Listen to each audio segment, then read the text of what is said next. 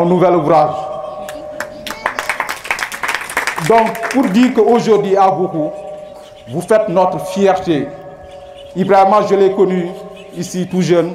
Nous avons eu à partager des activités dans le cadre de l'ARB. Je l'ai connu en jeune respectueux, correct travailleur, donc éduqué. Je pense que maman, il y a eu fier de cooking. Woti woti Ibrahima, il y a un unique fier cooking. Pour aller à Béroupi à présenter des inamanan. On est pour ça, woti woti, pour sang manque référence, pour market hap, woti woti, pour faire une référence. J'arrive Ibrahima Biba pour une référence. Au moins, parce que pour développer, il faut que Bandangu, Ligue, Nangu Djang, me servir de manière honnête et digne. On a besoin de ces genres de personnes. Donc, Ibrahima, une fois de plus, comme je t'ai dit dans nos messages privés, vous faites notre fierté à l'image des jeunes comme Modou, même bien que souvent on est en désaccord sur certains points, mais l'essentiel, c'est qu'on soit animé pour le développement de Bougou et au-delà de la commune du Sénégal.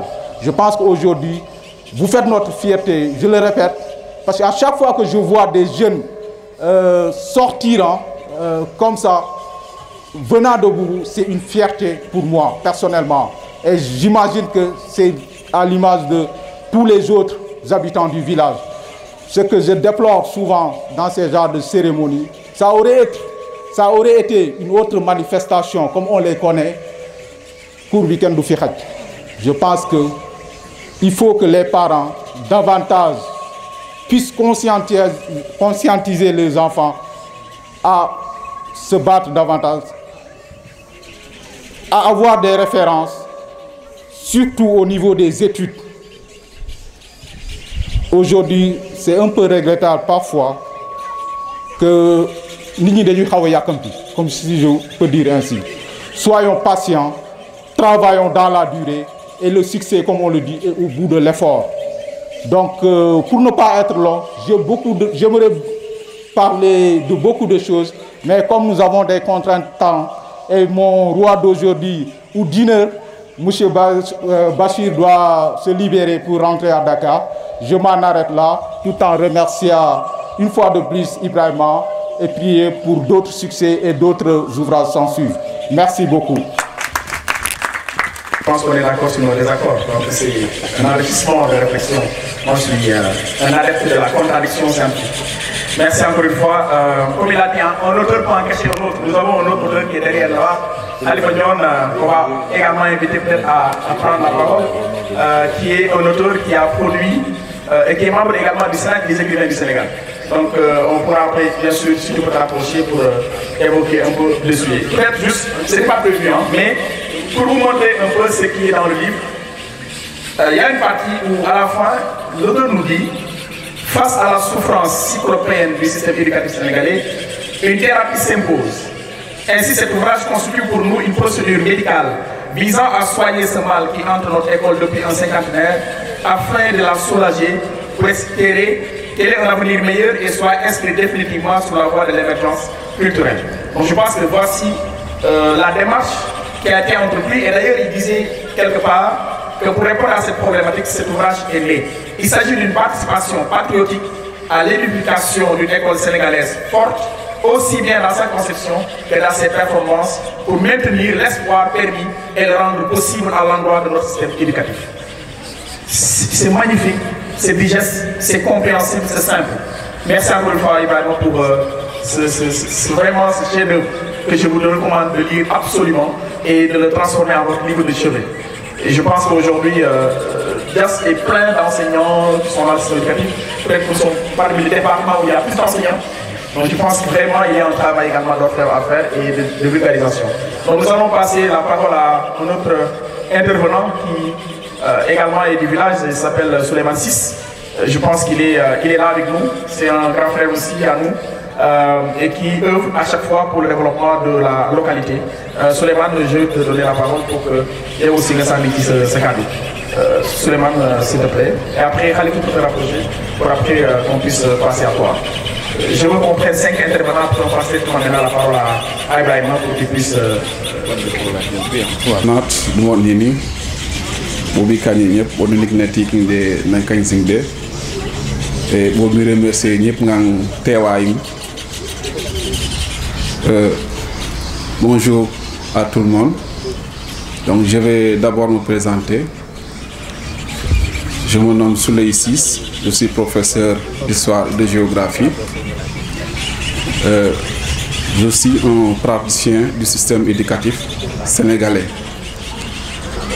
Donc, je n'ai pas encore lu l'ouvrage d'Ibrahima, mais je voudrais un peu apporter ma contribution par rapport au système éducatif sénégalais. Et avant cela, je voudrais adresser mes félicitations et mes encouragements à mon frère Ibrahima Mbeng, qui a eu le courage de sortir cet ouvrage, qui a fait beaucoup d'efforts, beaucoup de sacrifices, donc pour pouvoir arriver à écrire cet ouvrage. Et pour cela, donc, je lui adresse mes sincères félicitations et mes remerciements, de même que mes encouragements. Donc par rapport au système éducatif, donc je pense que le livre est arrivé au bon moment, parce que ces derniers temps, on parle beaucoup des problèmes liés au système éducatif sénégalais. Donc, et en analysant ce système, on a l'impression que c'est un système qui nous a été imposé par notre colonisateur. Donc c'est un système qu'on a copié des Français. Donc presque tous les programmes qu'on enseigne dans ce système-là, c'est copié sur les programmes français. Nous avons également la langue des Français, la langue du colonisateur, alors que nous avons nos langues nationales.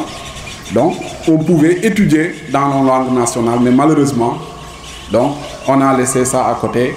Et cela nous fait perdre beaucoup de temps, comme l'a expliqué tout à l'heure mon ami Maktar. Donc, avant de commencer à apprendre les connaissances, on doit d'abord commencer à apprendre pendant plusieurs années à maîtriser la langue. Donc ça, c'est une perte de temps de notre part. Il y a aussi des problèmes qui sont liés au programme scolaire. Donc je suis professeur d'histoire et de géographie. Donc chaque année, j'ai un programme à enseigner. Et en cours d'année, je constate dans certains programmes la non-pertinence de certains programmes, de certaines leçons qu'on enseigne à nos élèves. Alors que il y a des programmes ou bien des leçons qui sont plus pertinentes qu'on aurait pu enseigner aux élèves. Si l'on prend l'exemple des révolutions qu'on enseigne aux élèves, la révolution russe ou bien la révolution chinoise, ce sont des leçons. Il y a en Afrique ou bien même au Sénégal des révolutions qui ont vu le jour. Mais malheureusement, on ne connaît même pas ces révolutions parce que nous avons un système qui a copié les programmes des Européens. Donc ça, c'est un problème à corriger. Donc il faut qu'il y ait une réforme pour changer les programmes scolaires qui sont enseignés dans les écoles. Donc comme les autres l'ont bien signalé, il y a aussi des problèmes qui sont liés au contenu des enseignements. Donc il y a une absence de l'enseignement culturel. Donc ça, c'est un problème aussi qu'on rencontre dans notre système éducatif. Il y a aussi une discipline qui est très importante, qui devait contribuer largement à la formation du citoyen. Mais malheureusement, c'est une discipline qui est négligée. Donc c'est l'éducation civique. L'éducation civique, c'est une discipline qui pourrait régler le problème d'aujourd'hui de la crise des valeurs qu'on note aujourd'hui au Sénégal. Mais malheureusement, donc c'est une discipline qui est négligée. Et j'ai constaté même que les autorités de notre pays ont constaté cela. Et c'est ce qui fait qu'il y a de cela 2 semaines, le président de la République en Conseil des ministres avait demandé à ce qu'on relance et qu'on renforce cette discipline qui est l'éducation civique. Donc ce sont des problèmes qui sont notés dans le système éducatif. Et de plus en plus, par rapport à ce système-là, donc il y a plusieurs acteurs qu'on trouve dans le système. Mais ces dernières années, on constate qu'il y a une partie de ces acteurs qui ont abandonné le système. Donc c'est surtout les parents d'élèves. Donc pour cela, je vais m'adresser à l'assistance qui est ici. Je pense que ici, tout le monde est parent d'élèves. Et chacun doit savoir sa responsabilité pour la bonne marche de l'école. Et de ce fait, chacun doit apporter sa contribution donc, pour faire fonctionner l'école. Donc les parents d'élèves ont un rôle très important à jouer dans le système. Donc ce sont les parents qui doivent suivre les élèves à la maison. Parce que à l'école, l'élève, donc quand il arrive à l'école, c'est pour prendre des connaissances. Mais ces connaissances-là, pour les maîtriser, pour les mémoriser, donc c'est à la maison que l'élève doit faire ce travail-là. Donc ce travail de mémorisation, donc il doit apprendre les leçons, il doit aussi faire ses exercices. Donc, et c'est aux parents de veiller donc, pour que l'élève puisse faire ce qu'il doit faire à la maison. Mais si les parents abandonnent, donc les élèves ne vont pas apprendre leurs leçons, ne vont pas faire leurs exercices. Et cela ne fait que rabaisser le niveau des élèves.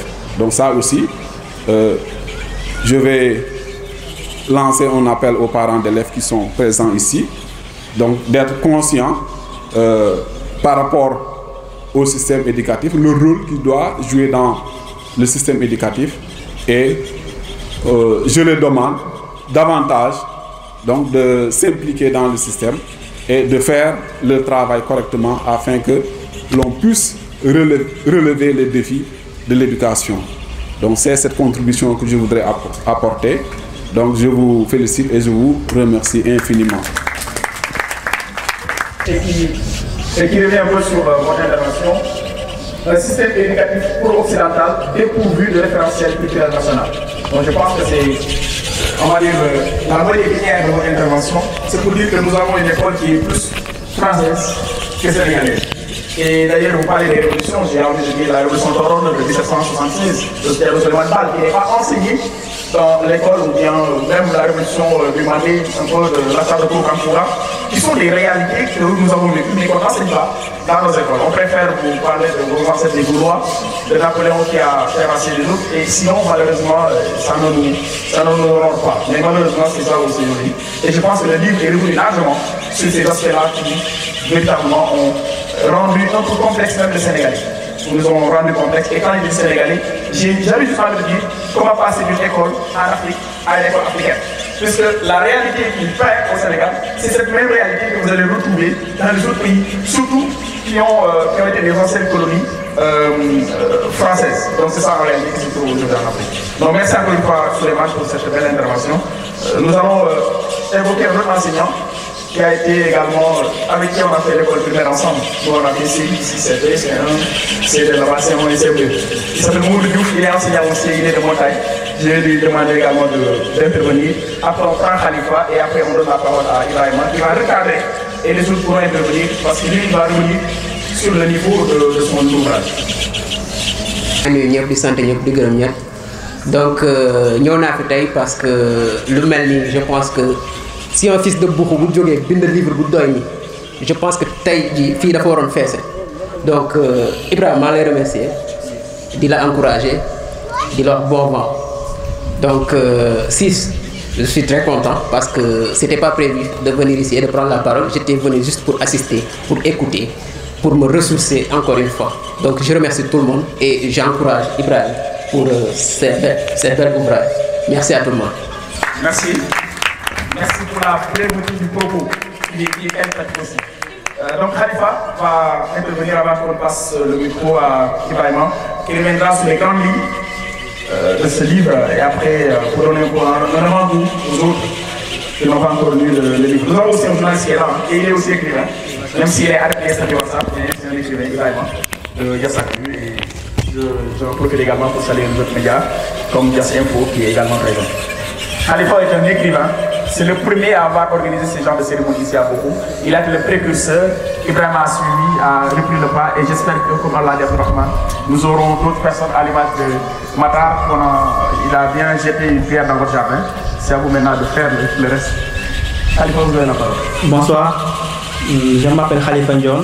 Voilà, je suis géographe de formation. Voilà, je suis un apprenti écrivain, je peux dire que je suis un apprenti écrivain. Je dirais juste félicitations Ibrahim parce que je crois que je ne l'ai pas encouragé. Je n'ai pas encore particulièrement lu l'ouvrage, je viens juste de l'avoir. Mais je dirais juste que je ne saurais dire ce que les autres n'ont pas évoqué. Ils ont tout dit, je dirais. Nous, depuis des lustres, nous avons des programmes et des canevas qui sont basés sur des programmes d'autrui. Je crois qu'aujourd'hui, nous avons cette obligation d'apporter une certaine réponse et non plus justement d'idéaliser. Nous avons besoin de matérialiser nos propos et c'est ce qu'Ibrahim a fait. Nous avons aujourd'hui besoin d'imprimer notre marque matérielle et symbolique dans la masse de l'école sénégalaise. Nous n'avons pas tout simplement besoin de suivre le mimétisme des programmes qui nous est proposé depuis 1960 ou avant même 1960. Et nous avons cette riposte intellectuelle ne saurait passer autre que par des ouvrages. Cet ouvrage, je dirais juste que c'est un legs. Nous avons besoin de l'avoir et les générations futures également ont besoin de l'avoir. Ceux qui nous gouvernent doivent l'avoir. Lire cet ouvrage et espérer au moins un jour que certaines propositions qui ont été faites auront un jour un effet significatif sur la marche de l'école sénégalaise. Nous avons besoin d'avancer. Nous avons besoin de sortir d'un coin tout à fait colonial. Nous avons besoin de nous imposer. Si je parlais tout à l'heure de référentiel culturel, on ne peut pas parler de référentiel culturel sans utiliser ce que nous sommes. Nous ne pouvons pas parler de référentiel culturel sans implémenter dès le début notre culture ou bien notre façon de penser, notre façon de faire à l'école. Je crois que c'est tout à fait impossible. Nous avons besoin également d'apporter des solutions pérennes. Voilà, je crois que je vais m'en tenir là. Remercier Sis de m'avoir donné la parole et encore une fois de plus féliciter Ibrahim. Merci. Merci. Il a démontré un peu les insuffisances, il a montré le pourquoi de ces insuffisances et aussi il a amené le curatif. Comment faire pour résoudre ces difficultés? C'est pourquoi je pense que les décideurs ont intérêt aussi à acquérir cet ouvrage et essayer de distiller ne serait-ce qu'une partie des recommandations pour voir un peu quel travail se faire. L'essentiel c'est d'essayer au moins. Et il a proposé parfois des choses qui sont très innovateurs. Après on reviendra sur tout cela. Et donc je vais cette fois-ci passer la parole à l'écrivain qui est Ibrahim Mbengue Diaraf. D'accord. Il est dit évidemment dans le poste qu'il est un enseignant, professeur de collège d'enseignement moyen général, diplômé du certificat d'aptitude à l'enseignement en lettres, histoire et géographie à la faculté des sciences et technologies de l'éducation et de la formation à l'université Cheikh Anta Diop de Dakar. Donc c'est un enseignant d'abord qui a vécu ce qu'il raconte et qui nous propose des solutions. Donc sous vos applaudissements, nous allons donner la parole à Ibrahim Mbengue, l'auteur qui est la star de cette soirée. Je pense que les applaudissements sont très faciles.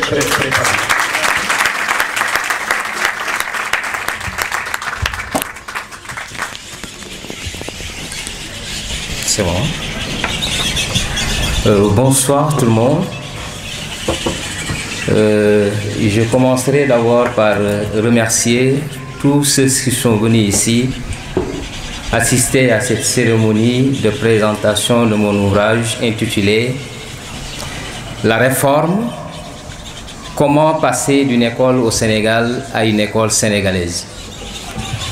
Comme l'ont dit plusieurs d'entre ceux qui sont intervenus depuis le début, que le titre est révélateur de la réforme que je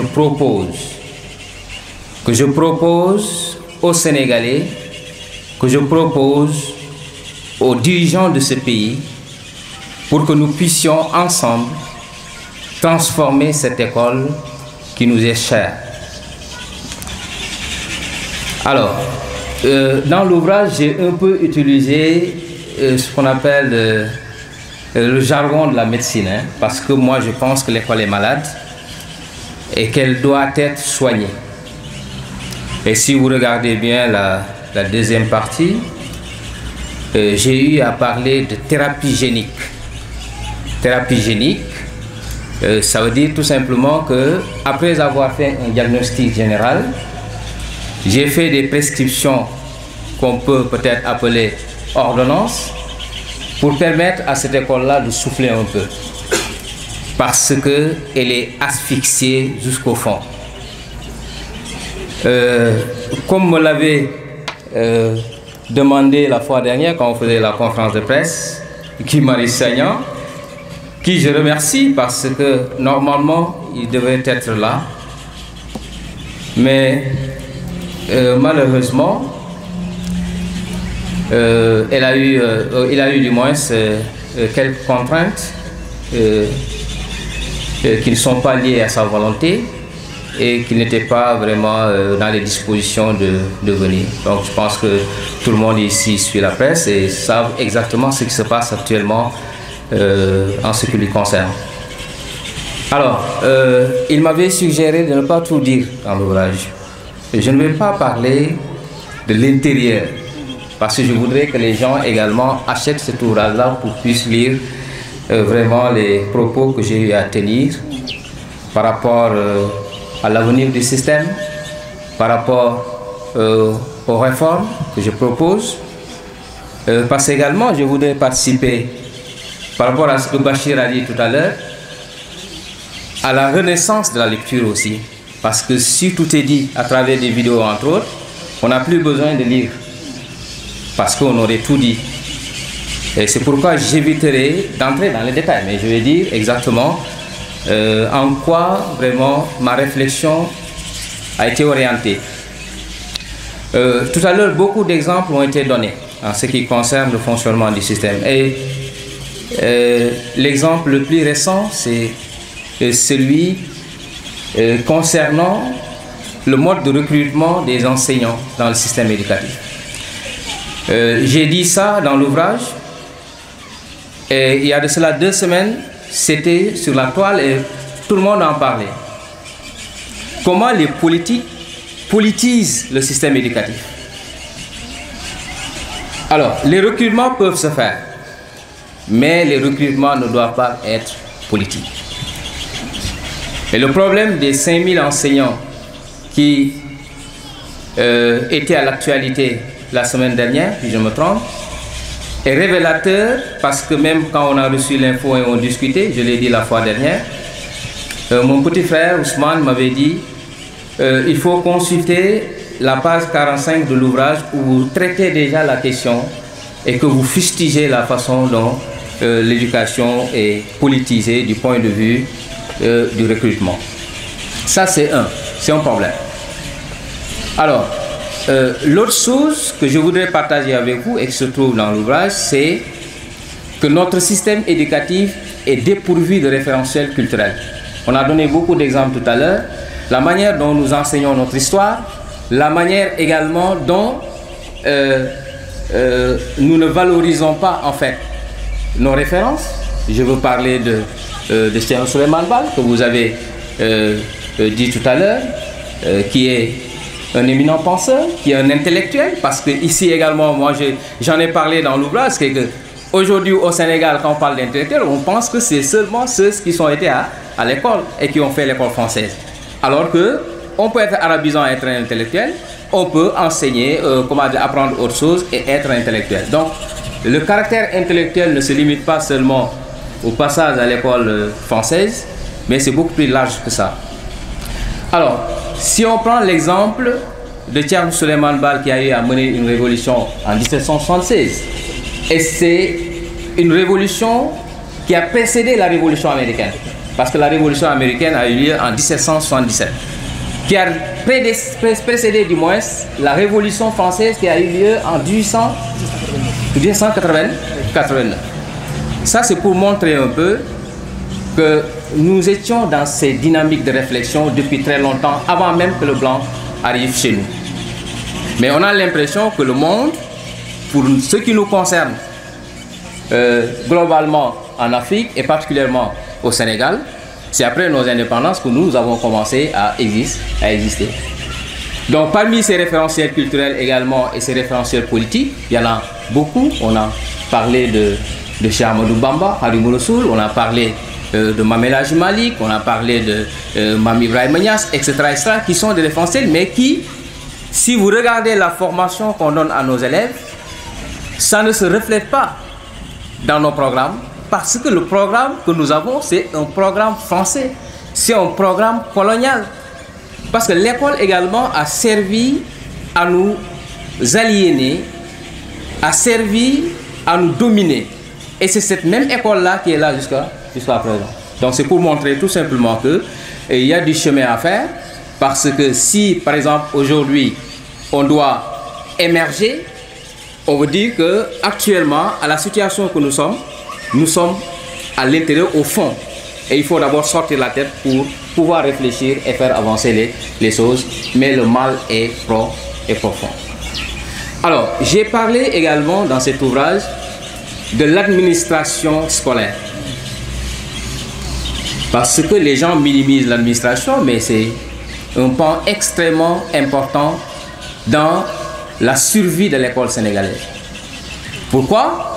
Parce que celui qui administre une école, c'est quelqu'un qui a la responsabilité de diriger des personnes, qui a la responsabilité de gérer des fonds, qui a la responsabilité de vérifier ou bien de contrôler un travail pédagogique. Donc ça ne doit pas être quelqu'un qui est choisi dans les rangs comme ça et qui ne bénéficie pas d'une formation préalable.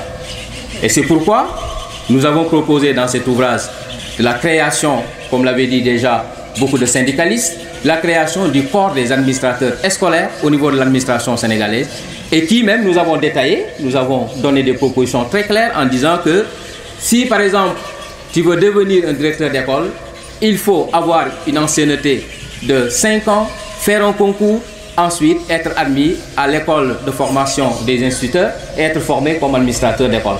Si vous avez l'intention de diriger un collège, que vous soyez, comment dirais-je encore, un professeur qui a une ancienneté de 5 ans aussi et qui fait un concours pour être formé à l'école normale supérieure, ex-école normale supérieure, actuellement FASTEF, alors pour bénéficier de cette formation-là, parce qu'il faut un management, il faut la gestion financière, il faut également la gestion pédagogique. Donc c'est des choses qu'on ne peut pas confier à une personne comme ça qui a juste quitté la classe, fait à la main, et ensuite qui est orientée pour pouvoir gérer une école.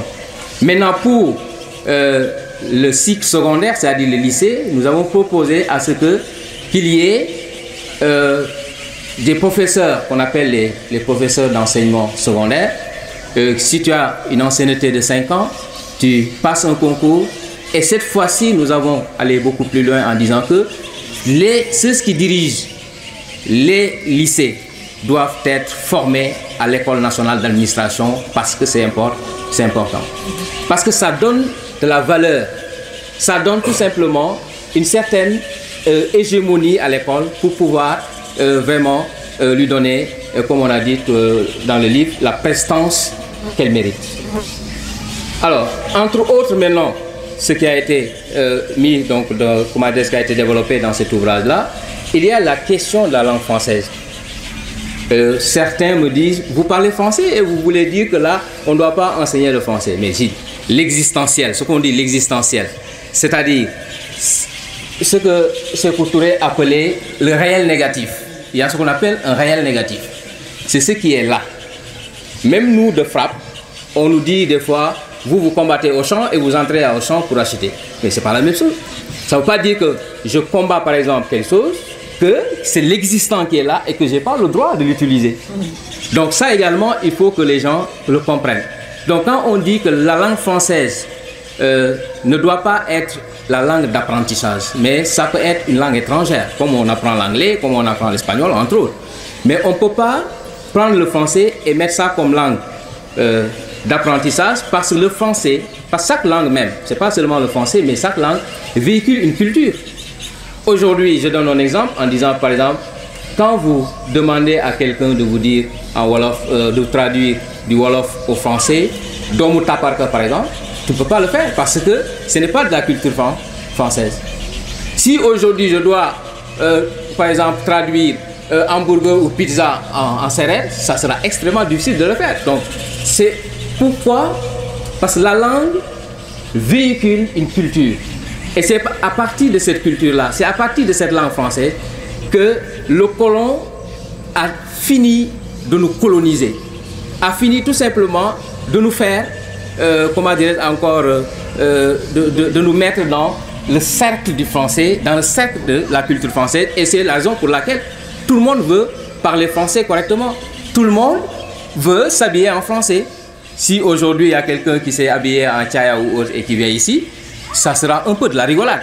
Mais si tu es bien sapé en costume et autres, c'est comme si tu étais la personne la mieux, comment dirais-je encore, outillée en termes de sabre, entre autres. Donc c'est pour montrer que la langue c'est important. D'autres diront non, c'est juste pour apprendre. Mais c'est important parce que la langue porte une culture et nous avons besoin de valoriser notre culture.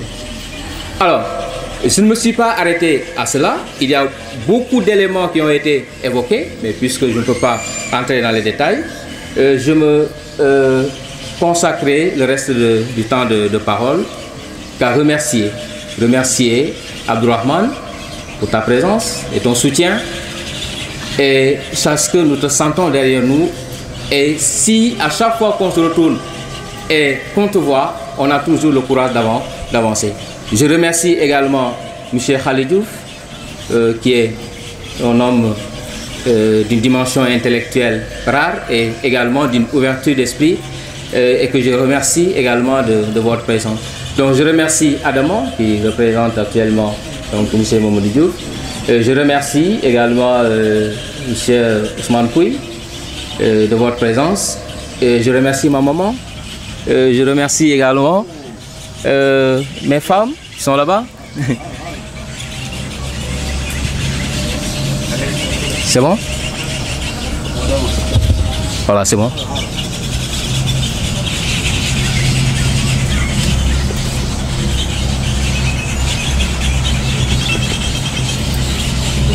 Vous êtes enseignant. Oui, je suis enseignant, je peux parler. Hein.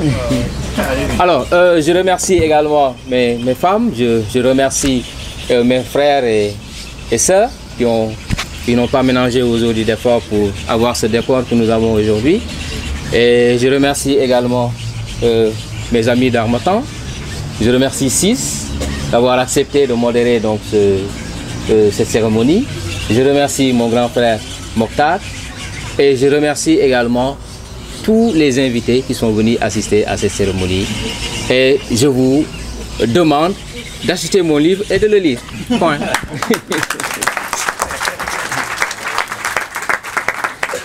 Alors, merci beaucoup Ibrahima. Je pense que pour nous montrer encore une fois que c'est un auteur qui sait son diagnostic, qui connaît son diagnostic, qu'il a vécu. C'est la raison pour laquelle il nous prescrit aussi une belle ordonnance pour nous dire voici la thérapie à donner à cette éducation sénégalaise. Donc merci encore une fois. Je pense qu'il n'est pas revenu sur certains aspects de ce livre, mais il pourrait bel et bien le faire. Alors moi je parle très fort déjà. Donc, je vais essayer de filmer d'abord. Donc comme il a dit, hein, il est revenu largement sur son livre. Et c'est un avant-goût. Si je vous le dis, croyez-moi, j'ai eu un plaisir immense à lire ce livre. L'écriture est facile d'accès, c'est très simple. Et ce qu'il nous propose, c'est des choses qui sont faisables. C'est des choses qui sont faisables. Et je pense que j'ai retenu qu'il faut décoloniser notre école. Voilà, il faut décoloniser l'école sénégalaise, même si parfois on peut avoir des ruptures aussi dans les approches qui sont peut-être beaucoup plus radicales chez certains, mais que quand même tout le monde pense, mais souvent c'est la faisabilité qui va poser un réel problème. Mais je pense que lui, il n'est pas utopique, il est réaliste dans ses approches. Et souvent on donne l'exemple du Rwanda, lorsqu'ils ont décidé de rompre avec le français, ils l'ont fait. Ils l'ont fait, ils ont adopté l'anglais comme étant la langue nationale. Après, il y a eu d'autres langues qui sont venues. Et il y a même d'autres pays qui aujourd'hui sont en train de passer vers le Swahili. Il y en a beaucoup en Afrique aujourd'hui qui sont des exemples évocateurs qui sont des réalités qu'on peut peut-être essayer d'adopter chez nous pour ne pas dire peut-être de façon radicale, mais enclencher le processus pour aboutir à cela. Cela prendra 10 ans, 20 ans, mais l'essentiel c'est de commencer. Donc merci encore une fois pour cela et j'espère qu'il vous a déjà donné envie d'acheter le livre. J'espère que tous ceux qui sont ici ont déjà acheté le livre, hein. Ça je l'espère. Voilà, j'espère qu'il est bien parce que vraiment, c'est un privilège, majesté de sortir de cette école sans sortir avec ce livre-là. Voilà, donc merci encore une fois pour nous avoir produit cela et je vous demande de l'applaudir très très fort parce que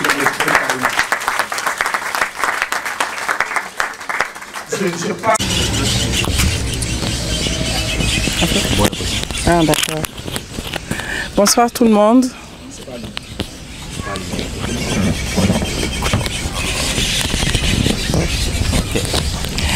Yana Nini. Bon, c'était pas prévu que je prenne la parole. Je voulais pas prendre la parole du moment que j'ai pas encore lu le livre. Mais je suis très charmée par son allocution et tous les intervenants qui ont bien expliqué et des problèmes que nous tous nous avons remarqués et que nous vivons tous les jours. Et lui, au moins, il a le mérite et le courage d'avoir mis le doigt là où ça fait mal, comme on dit.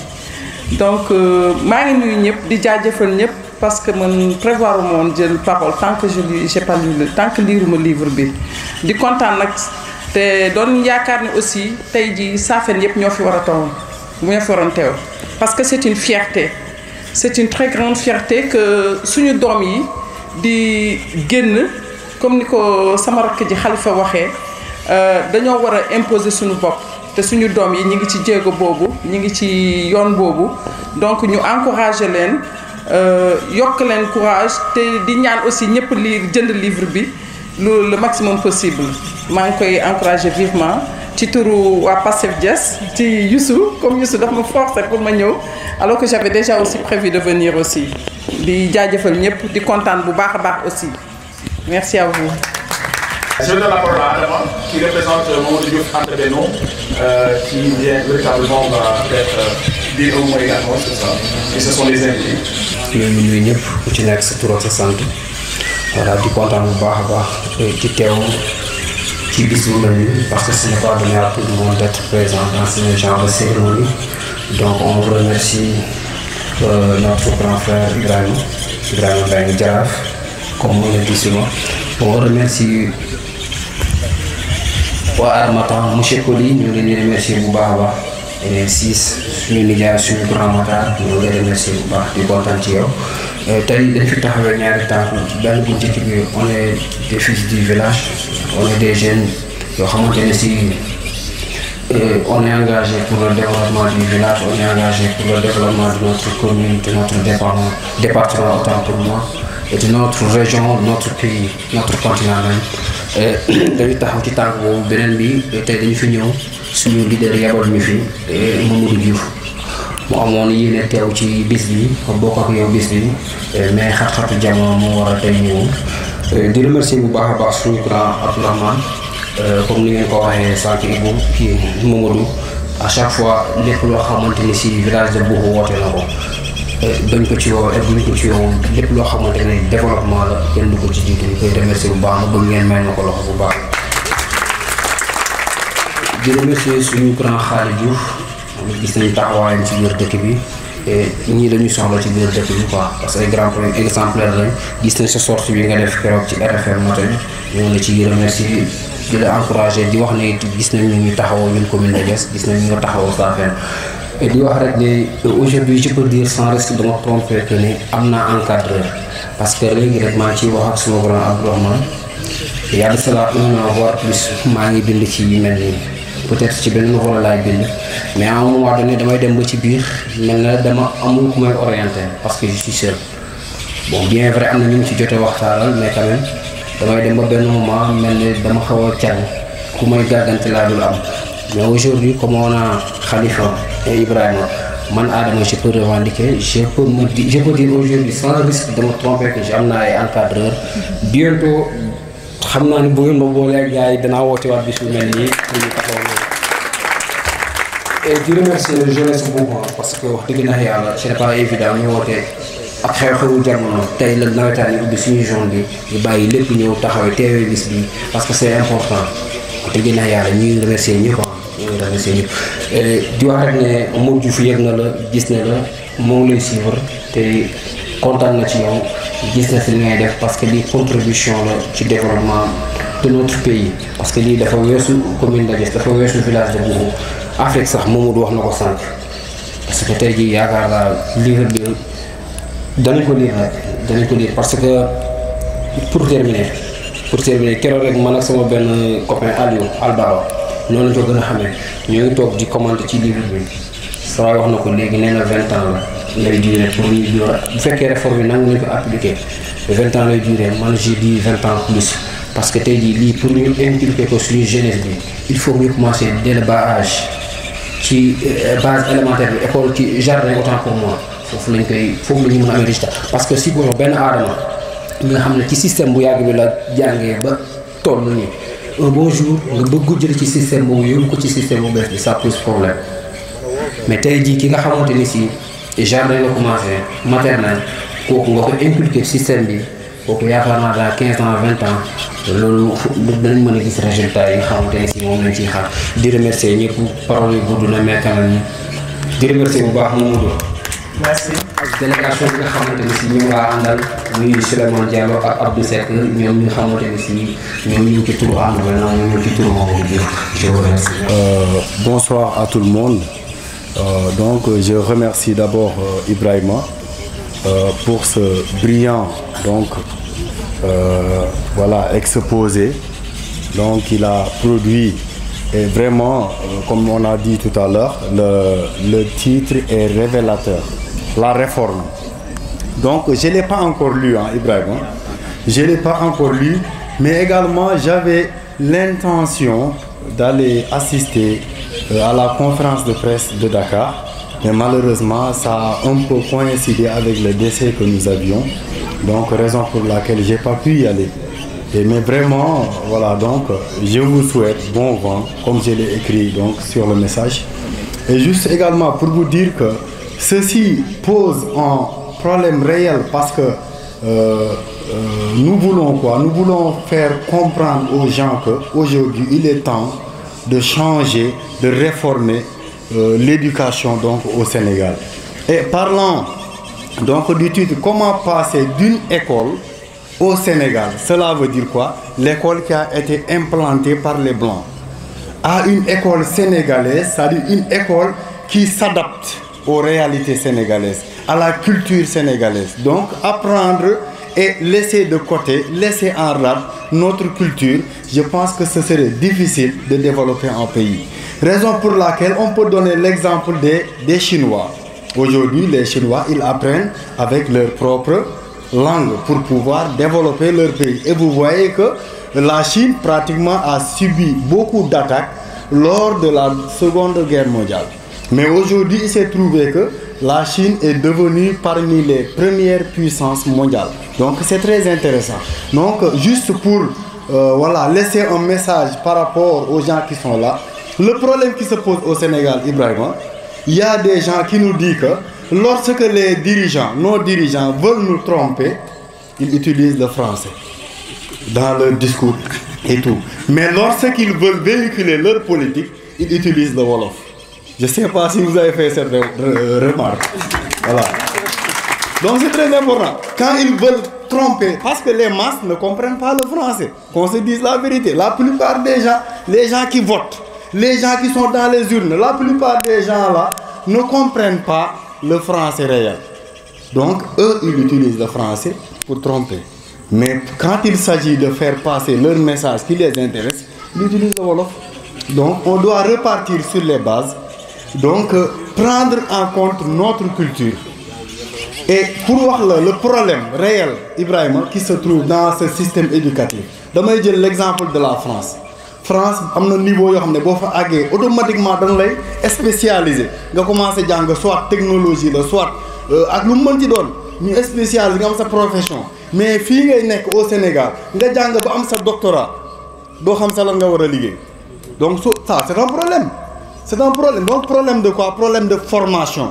Donc tey jii fi école di orienter les jeunes baaxul fi mu leen di orienter mën nga jàng ba à la limite da ngay jékki-jékki gis ni ñu naan la kii de dafa jàng ba yéey ay diplôme waaw boo jàngee ba yéey ay diplôme doo dese dara waaw kon xam nga ne loolu baaxul juste tubaab bi loolu la bëggoon andil ñu école boo xam ne tey jii ñun suñuy culture suñuy comportement suñuy habitude tey jii dama lay wax gis nga les gens parlent d'astronomie.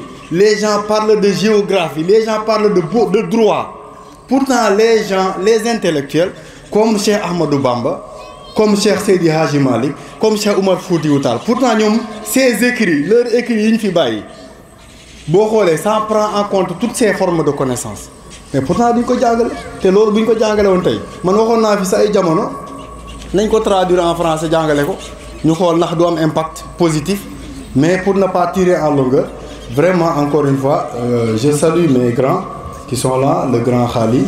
Di nuyu suñu wayjur bi toog vraiment itam aussi et taxawaay bi toogaay bi métti na et di la wax ne kontaan nañu ci sa ñëw bi et lii rek nga ñu mënal waaye ñu ngi lay ñaan Ibrahima mii nga defal ko ñaan ndaxte lii mu andi ci Buxu tey du programme Buxu du programme Sénégal c'est le programme de l'Afrique waaw tey jii xëy na nag tubaab bi duñ ko bëgg.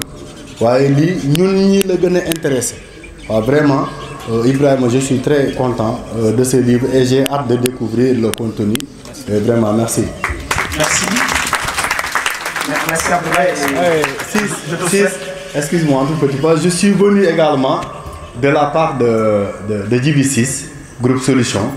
Donc je suis en compagnie de Koumba Diallo, de Chaba est là, Chaba Kanté. Il y a également Ibrahima Pouy.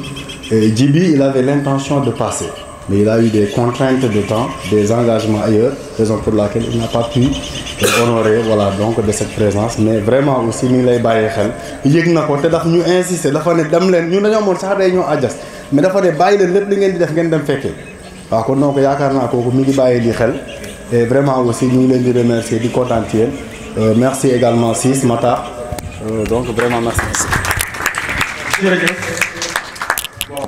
Moi, c'est souvent la rupture que j'ai faite, c'est que j'ai trop Michel Andédiou. Mais quand on dit également l'école sénégalaise, les gens parlent toujours des grands Cheikh Bamba et la Jamalik, Bagnès. Ces gens aussi, ils ont écrit dans d'autres langues qui n'est pas le Wolof, c'est de l'arabe, c'est aussi de la colonisation. N'oubliez pas ça aussi. La première colonisation a été faite par les Arabes pendant le commerce transaérien. Après, c'est les Blancs qui ont suivi. Donc il faut, je pense, une rupture épistémologique de manière peut-être qu'on essaie de voir pour dire que tout n'est pas mauvais chez les Arabes, tout n'est pas mauvais chez les Français. Il faut, comme il a dit dans le livre, sélectionner les bonnes graines, essayer de les tropicaliser, essayer de les adopter à nos réalités. Mais à chaque fois que l'on parle, souvent on a l'impression de faire une comparaison, ou bien de faire une divergence entre les Français et ce qu'on appelle nous, nos grands-pères, ou bien nos marabouts, qui ont également assez forte d'aliénation, comme dit Chandrio, culturelle aussi, qu'il faudra peut-être prendre avec beaucoup de pincettes. Et ça, c'est vraiment mon audace fou que j'utilise parfois, et qui est comme ça, voilà.